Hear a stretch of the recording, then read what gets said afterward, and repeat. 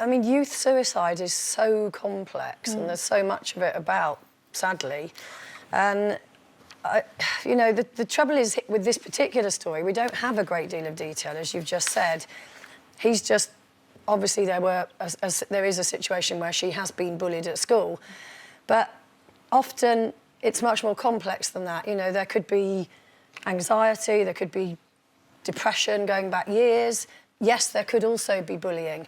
And so I would always be very, very wary of... Because they are children themselves. Whoever it is that has sent her bullying comments or whatever it is that the father has discovered, they're children themselves as well. And I think you absolutely got to have the evidence in front of you that that was the reason, to then say to these other children, you have to come to this funeral and you have to look at this coffin and you are the people that put her in there. I think that's a really, really hard call to make.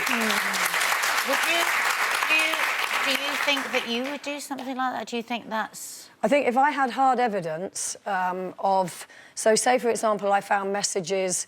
Say my child had, you know, God forbid, committed suicide, and I found messages, long, sustained messages of other children saying, why don't you kill yourself, you're useless, why don't... You know, encouraging it, absolutely. I probably wouldn't do this, but I would go to the school. I think I'd probably go to the police, and I would demand that something was done to stop that happening to another child by those children. And make them, you know, I would want them to face up to... But not necessarily go to the funeral. But not like that. I think that's... But then surely that drastic action would stop them from doing it again, do you think? Well, I think there is action that would stop them, but I think it would have to be under more controlled circumstances. I think it's a bit like a witch trial being made to go to a funeral and everybody turn around and go, it's them, you know, she's why, you're why she's... I think that's a little bit... That's not going to solve anything.